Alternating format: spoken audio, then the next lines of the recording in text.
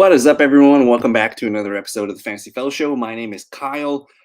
In this video, we're going to go over the top 10 things I got wrong in fantasy football for the 2022 season. We're going to open up my projections, my draft kit that we had out all summer and leading up into the fantasy season. And we're just going to go over the top 10 things that I got wrong. I'm going to hop into a screen share here and let's open up that 2022 draft kit. Basically, I'm going to go over some of the quarterbacks and the running backs and the wide receivers and some of the tight ends that I got wrong. I did put out a video showing the top 10 things that I got right. So if you're watching that one and haven't seen that, please go click that. Maybe I'll link that in one of the things on YouTube here. But either way, let's get into it. We're going to start with the quarterbacks. And the first thing that you're going to see that sticks out is going to be quarterback number 2, Justin Herbert. Oh my God, this one hurt. He was one of my favorite targets in fantasy drafts. You can get him. Sometimes you're getting him drafted as the 4th, 5th, or 6th quarterback off the board. Sometimes you get him, after Kyler Murray, Lamar Jackson, some of these running quarterbacks. And I thought it was a fantastic value. And for where he finished on the year, let me actually pull up. Let's go ahead and pull up the finished positions for these guys here. Let's click on quarterback, and I'm just going to filter by ESPN projections because that's 4-point passing touchdowns. But Justin Herbert ended up as QB 11. So like if we drafted him as a top 5 QB, we got a negative return on our guy here. And I know there's excuses and things that didn't go his way. I mean, he was missing Keenan Allen for most of the year, maybe half the year. And he also missed Mike Williams for parts of the season. And then you have to deal with the rib injury that he suffered in week 2. So there's a lot of factors into this Justin Herbert down year. But one of the biggest things that I noticed was the Chargers ran for a lot of touchdowns this year when they got close. And I was watching a lot of the Charger games this year's. They ran it in with Austin Eckler inside the 5. They were running in for touchdowns. So Herbert still threw 25 touchdowns. I think this is going to be a down year for him, and kind of a blip in his radar if you look at his career seasons. So I'm hoping we'll get Justin Herbert at a little bit of a discount.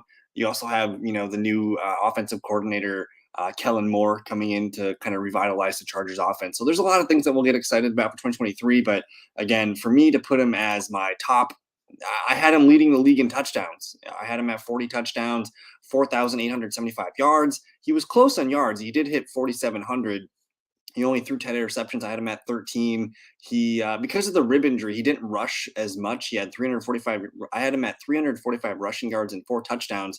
Didn't rush for a single touchdown all year, and 147 yards rushing. He just, with that rib injury, he was really keeping it. He was throwing the ball away, just trying anything he could do to protect himself. So, number one thing I got wrong this year is going to be Justin Herbert, and then leading into my number 2 item that I got wrong for fantasy football 2022, it's going to be this guy right here. And I'm going to tie this into the entire Denver Broncos. Russell Wilson and the Denver Broncos. I got it wrong. I think pretty much everyone got this wrong. It was a disaster of a season for Russell Wilson. 16 passing touchdowns, 11 interceptions. I had him projected as a top 10 QB, so it wasn't terrible, but I had him at 34 touchdowns. And again, he only threw 16, so I had him needing to throw 18 more touchdowns. Interceptions were fine. I mean, he did throw 11. I had him at 10. And the rushing numbers, 102 yards, or my bad, 277 yards and 3 touchdowns. I had him projected for about 345 and 2. So not terrible, but again, we severely missed on the passing output from the touchdowns column and the passing yards. I had him at 4,500 yards and he only threw for 3,500. So this was a complete miss here. You have a lot of factors. Nathaniel Hackett kind of failing, Javonte Williams getting hurt, Tim Patrick also getting hurt before the season started. There was just a lot of negative factors. Jared Jeudy was kind of in and out of the lineup. Cortland Sutton missed time.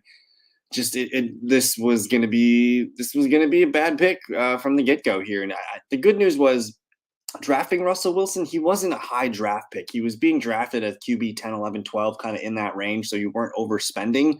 But boy, oh boy, if you went in with Russell Wilson as your QB1, you were looking for guys like Trevor Lawrence off the waiver wire, or Tua, or even, a guy like Geno Smith, Daniel Jones, things like that. So top 2 things I got wrong: Justin Herbert, Russell Wilson. Let's move on to the running backs. And I'm going to filter here first.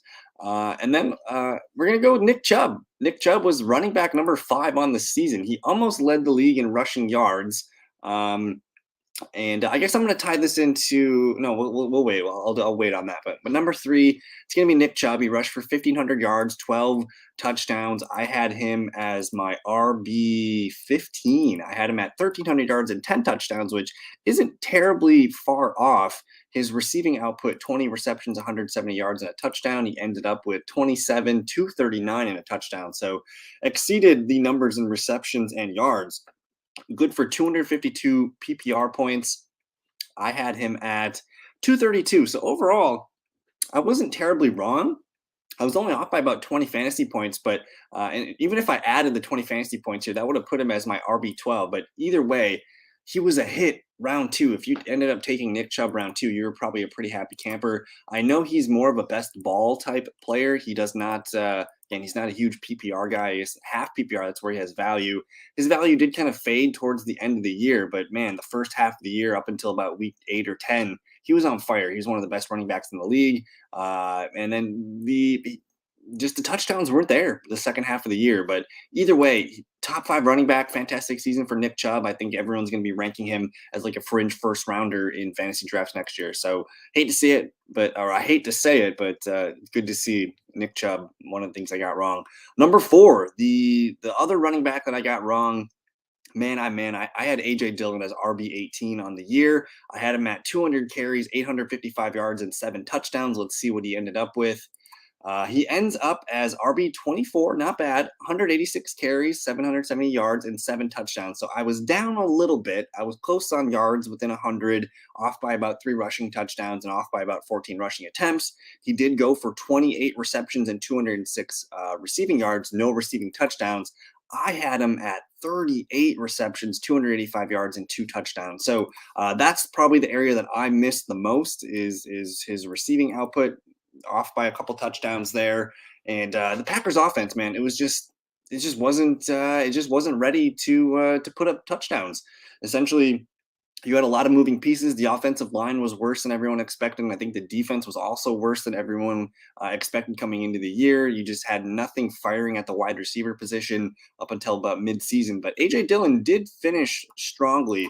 I guess my problem was I drafted AJ Dillon way too much in best ball leagues to be my number 2, number 3 running back, and for him to finish at only 10 points per game. But essentially, like, I saw some things like on the Packers winning streak, basically from week 12 on, like these 5 games right here. That's what I thought I was drafting. He scored a touchdown in 5 straight games. He caught multiple passes in some of these games. He was a huge playmaker down the stretch. It's just, for up until week 11, nothing happened for AJ Dillon. No double-digit games except for week 1.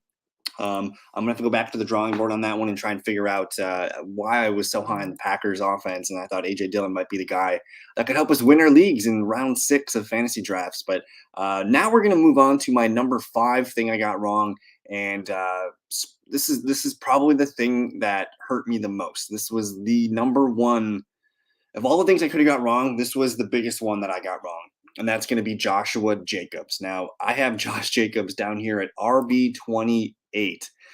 Whew, oh my God. Dude ends up finishing as the RB1 in fantasy. Well, let me filter by PPR. I think Austin Eckler was RB1. In full PPR, he was the RB3, 330 fantasy points. And again, I only had him projected for 177. So of all the things I've gotten wrong this year, this was the worst mistake. I only had him at 855 yards, 9 touchdowns, and the dude simply ran for he was the league leader in rushing yards, 1,600 yards and 12 touchdowns. I missed massively. 53 receptions, 400 yards as a receiver, a 2,000 yard back. Oh my God. I think I was drinking tea. You get a guy like Josh McDaniels coming in, first year of the new team, don't really know what to expect. We heard a lot of whispers before the season that they were going to kind of use a New England Patriots style kind of a committee approach to their backfield with guys like, at the time it was Kenyon Drake, it was Zamir White, it was Amir Abdullah. I thought there would just be a lot of headaches in that Las Vegas backfield, and I wasn't very high on the Raiders offense. So unfortunately, Josh Jacobs, he proved me wrong. Like he's one of the best running backs in the National Football League, and for me to rank him at 28 was severely irresponsible. I should have probably had him somewhere right behind, or somewhere in the James Conner, Nick Chubb. He should have been here for me. And if I would have had him ranked there, you would have been drafting him in the fourth round. And a lot of people weren't doing that. They're drafting him in the fifth, sixth round. So luckily, I was not the only one that was wrong on this. It was kind of a hive mind approach. But man, oh man, that was the number one thing that I got wrong, and it still burns me to this day because he was fantastic. He had a great year, career year. He's going to get paid this offseason. But let's move on to my number six item that I got wrong here, and that's going to be the rookie running backs, Breece Hall and Kenneth Walker. Now, I did have Breece Hall ranked here as my RB26. He did get hurt. But up until then, before his injury, Breece Hall was a top 5, top 10 running back. If we look at his numbers, averaging 16.7 fantasy points per game, if he would have done that for the whole season, the dude would have been roughly Nick Chubb, about RB6, RB7. And for me to rank him as RB26, I need to do better. This is a learning lesson for me. I need to rank rookie running backs a little bit higher, because we'll get to Kenneth Walker in a second. But either way you cut it, I was way too low on Breece Hall. He was being drafted, in the maybe seventh round, eighth round, and a lot of people were like, "Oh, Michael Carter, Zach Wilson's not very good. We don't know what to expect." But man, he was clearly the best running back in the draft last year, and I think I need to learn to pay up for rookie running backs, especially ones as good as Breece Hall. So huge mistake for me. He didn't end up because he got hurt. He got hurt, so it did save me in a way, especially in best ball leagues. But if we look at Breece Hall's numbers to start the year, double-digit games every single game. He scored 5 touchdowns on the year. You see a big game against the Packers, a couple big plays as a receiving weapon. Hopefully he can return. It does say he's recovering well, so we're excited to see what he can do from his ACL tear. And he's young enough to bounce back quicker than most running backs at that position. But it was weird. It took the Jets a while to kind of give him carries. The first 3 games here, only getting 6, 7, and 8 carries, but the receptions were there. So we'll see if the Jets can find a long-term quarterback that can keep the offense on track and checking down to running backs and things like that. Breece Hall, fantastic rookie season up until he got injured. And then I guess outside of Josh Jacobs, the biggest thing I got wrong is going to be Kenneth Walker, because I didn't have my guys. I had Travis Homer scoring more fantasy points than Kenneth Walker this year. I gave Rashad Penny the benefit of the doubt because Penny played really well in 2021. I had Penny as my RB44, but for the most part, with my numbers, I simply said, I'm not drafting a Seahawks running back. I don't want to play this game. Unfortunately, Rashad Penny got hurt a lot earlier than expected. We all expected him to, because that's kind of what he's done, throughout his career. But it really burned me because I had like 0 Kenneth Walker shares, and he ends up having a fantastic season, winds up to be RB. Where was he, Mr. Walker? Why can't I find him? Am I filtered by PPR? Where is Kenneth Walker? He ends up being RB20, so it didn't burn me. But dude, 1,000 yards, 9 touchdowns. He was a good receiving back. If you were starting Kenneth Walker, you were pretty happy with him on a week-to-week basis. He did miss some time. He missed a couple games, but man, oh man, like when he became the guy week 5, it was his show. He had 1 bad game below double digits on a team that we didn't expect anything coming into. So I was wrong about the Seahawks. I was wrong about Kenneth Walker. And again, just being wrong overall about rookie running backs really bit me in the end. But let's move on to my number 7 item thing that I was wrong on. And it hurts me because I was so right about the Philadelphia Eagles and Jalen Hurts and them having a fantastic offense. I mean, I had Jalen Hurts ranked as a top, I think he was my QB4 coming in my rankings, so I was drafting him everywhere. But I got A.J. Brown and Devonta Smith wrong. A.J. Brown ends up wide receiver 5 on the year, almost 1,500 yards, 11 touchdowns, massive career year for A.J. Brown. And then you look at Devonta Smith, our wide receiver 9, 95 catches, almost 1,200 yards, and 7 touchdowns. I'm embarrassed to show you guys where I had Devonta Smith ranked, but here we go. A.J. Brown, I mean, I did like him. He was my wide receiver 16. I kind of had him in that second round range. I had him at about 1,100 yards, 9 touchdowns, 72 receptions. So I had a floor in there, but I didn't project enough ceiling with A.J. Brown. And then, oh my goodness, I didn't think there was a way both A.J. Brown and Devonta Smith could be wide receiver 1s. Now, the thing that did break in both of their ways was the injury to Dallas Goedert. So that did open up the door. And up until that Dallas Goedert's injury, Devonta Smith really wasn't having himself a breakout year. Let me show you. Ends up with 15 points per game on the year, but up until I think it was like about week 8 or 9, Dallas Goedert gets hurt here. He was kind of up and down in some of these games, and then he just went on a tear to end the season. He was catching touchdowns, multiple 100-yard games. The second half of the year, Devonta Smith was the better receiver over AJ Brown, and I'm embarrassed to show you guys. I had Devonta Smith down here as my wide receiver 46, 865 yards, 61 catches, 6 yards, or 6 touchdowns. Oh my goodness. There's no excuse. I have to be better at this one. I completely missed it. The good news was, though, one of the leagues, my most important league, I did trade for Devonta Smith. Like I was able to acquire him before his breakout. I got him about week 6 or 7 in the NFL season, and I benefited from him for the long term. And I ended up having a really good, final push with him in the fantasy playoffs. But man, oh man, I was wrong about the Eagles wide receivers. I wasn't high enough on them to begin with. So it sucks. I love AJ Brown, love Devonta Smith. Excited to see where they go next year. And then my number 8 thing that I got wrong, I'm going to go back with another bird wide receiver duo. That's going to be the Seattle Seahawks. I was wrong about the Seahawks, and I think that the good news is a lot of people were wrong about the Seahawks. I had DK Metcalf down here projected as my wide receiver 32. I had him just under 1,000 yards and 8 touchdowns, and then Tyler Lockett, who actually was fantastic this year, I had him at about 900 yards, 6 touchdowns, and couldn't have been more wrong because DK Metcalf and Lockett, wide receiver 12 and 13, both guys over 1,000 yards. DK Metcalf, impressive, man. His route tree is growing. He ended up with 90 receptions, Tyler Lockett 84 receptions. So if anything, Tyler Lockett was more of the finesse guy. DK Metcalf was more of the possession guy, and Lockett actually had more touchdowns. So everything was just kind of backwards about these guys. Now, of course, nobody saw Geno Smith having the season that he had in 2022. But man, oh man, I should have known better. You're drafting Lockett and Metcalf to be wide receiver 3s in your fantasy lineup, and for me to not have Lockett in my top 36 is super irresponsible. For me to not have DK Metcalf in my top 24, top 20, super irresponsible. So I need to learn and grow from that. But oh man, Seahawks, I know their season didn't end the way they wanted to. They kind of flamed out in the playoffs, but fantastic season. We'll see if they can get a quarterback behind Geno, or if they're going to go with Geno going forward. But man, Lockett, Metcalf, and Kenneth Walker next year. We're super excited about that trio. And then we're going to move on to the things I got wrong at tight end. Overall, I was pretty good on tight end. But the number one thing that I got wrong, and I think most people got wrong, it's Kyle freaking Pitts. Had him at tight end 3. I had him going for 83 catches, almost 1,200 yards, and 6 touchdowns. Now, he did have an injury that derailed his season, but even before that injury, it wasn't happening. He finished as tight end number 33. He actually regressed massively in points per game. He's averaged 10.4 as a rookie, goes down to 7.6. He did score 2 touchdowns, which was double what he had his rookie year, so congrats there. But his yards per catch were down.